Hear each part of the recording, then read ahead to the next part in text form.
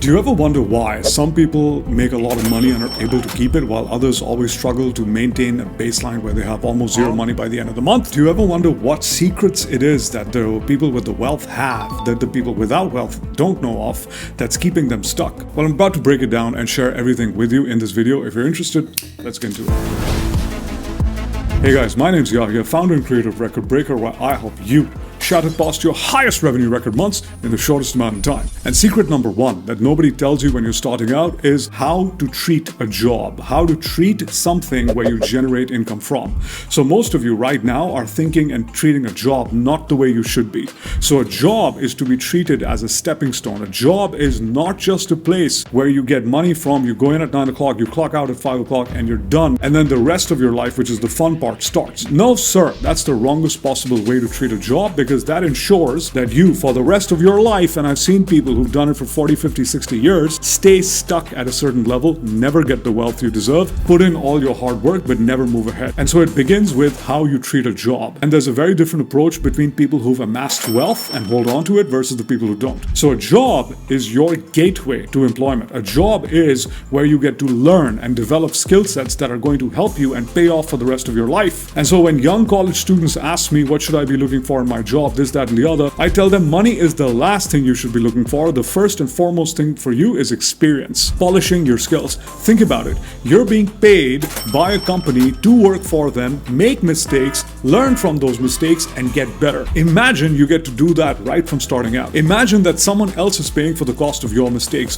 But here's where people's own minds step in and mess with them. Most people do not pay the amount of attention they should be paying to their job. They're not motivated by it. They're not excited by it. Maybe they're doing something they hate doing. They're telling themselves all sorts of stories instead of the only story that matters, which is your job is meant to polish you. Your job is meant to make you better. Whatever you're doing, it doesn't matter. If you're a customer servicing job, if you're selling burgers for a living, if you're a chef, whatever you are, it's a skill you're acquiring and a work ethic that you're developing. That is what people with wealth have. And so you want to move from a fixed income perspective where you show up at 9 o'clock, leave at 5 o'clock, and you make a certain amount of money and that is the end of it, to a performance perspective where you're learning things, you're getting better, and the better you become, the more you get paid, or you switch jobs and you move around. This ensures that you, for the rest of your life, keep working jobs and stacking skills that will make you indispensable, regardless of whether you start your own business or work for a company. This is an approach that has helped me tremendously. The next secret is how you spend your money. People with wealth spend their money very differently from poor people, for lack of a better word. A poor person, the moment they get wealth, the narrative that goes on in their head is either, let me go blow all of this because money is hard to make and this is amazing, and let me go buy whatever I've dreamt of, which is usually a car or a house or something along those lines. A person with wealth is like, okay, here's money, which is a tool.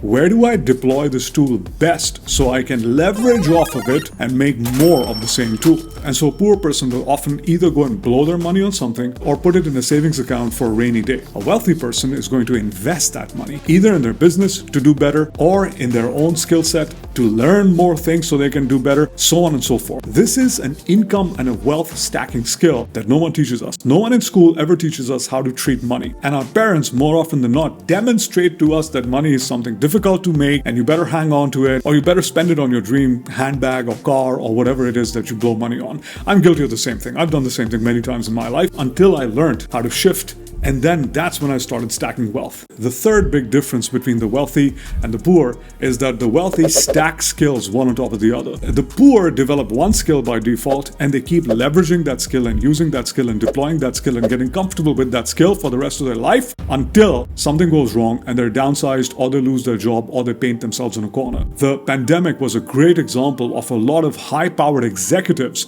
who had been in certain positions for 10, 15, 20 years of their life and they hadn't bothered to develop any other skills. They painted themselves in a corner and they were downsized, and boom, they have no skills. It's a bad job market and they have nothing to do except sit and wait for someone to hopefully employ them based on what they know. That's a bad situation to be in. And that's what the wealthy never get into. The wealthy understand, keep stacking one skill on top of the other. And the reason why most people don't do it is because it's uncomfortable to keep having to learn something new in your life. It's very comfortable to sit back and rely on what you know and then expect to get paid from it for the rest of your life. However, this is the real world. Things change all the time. There is no such thing as a stable job. There is no predictability, none of that. So the best thing to rely on is not the economy, not the job, not the company, but yourself. The next big difference between the wealthy and the poor is what they spend their time doing. And so you'll often see pictures of rich people on their yachts, enjoying holidays and having a great time, but they understand the value of time. And so the wealthy have what I call a creator's mindset or a production mindset, where they produce a lot of things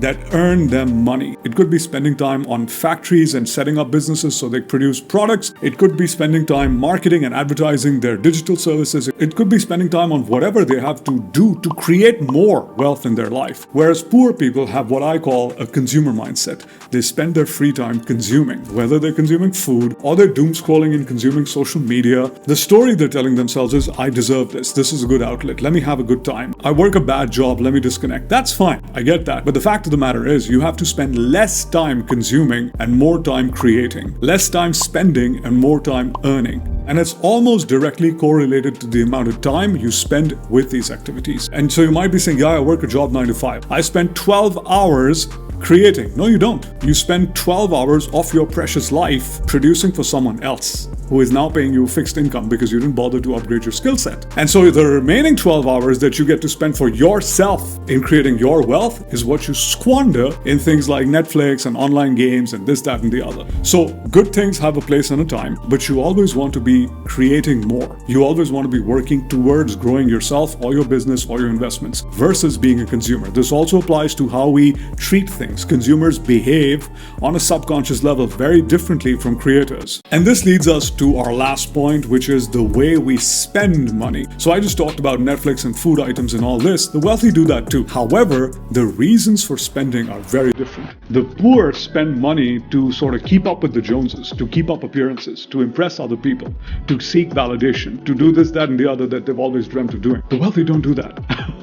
The wealthy don't need the validation of people. For the wealthy, this is completely a business decision. So for example, I like spending in luxury watches. I'm into the market, I'm into luxury watches, I like spending on them, but it's a business decision. It's not a decision of, oh, I've always wanted to have a luxury watch. I know for a fact that I can liquidate and sell this the moment I want, and the price is now going to go down. It's appreciated, it's gone up significantly, and so this is a good asset for me to liquidate in case I need the cash. And in case I do, I am going to liquidate it. I have no sentimental attachment towards things of that nature. The poor are going to spend on things that depreciate in value. So it's more about spending money to look rich than spending money to be rich. Just look at social media and you're going to see people spending the two most important commodities they have, money and time, trying to impress other people, trying to look the part instead of being the part. And so the purchasing decision is driven by insecurities and voids that people are trying to fill up, so on and so forth. But here are 5 of the most important and the hidden reasons why